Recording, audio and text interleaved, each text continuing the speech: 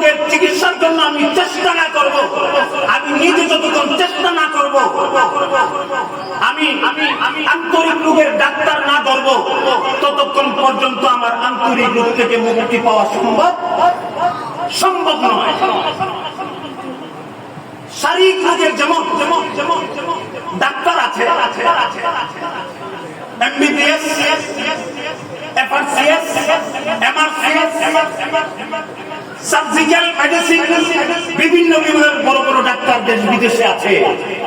ঠিক তেমনি ভাবে আধ্যাত্মিক রোগেরও ডাক্তার,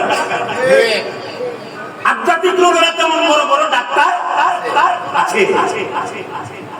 আধ্যাত্মিক আন্তরিক রোগের ডাক্তার হলেন হক্কানি পীর মাশায়েখ,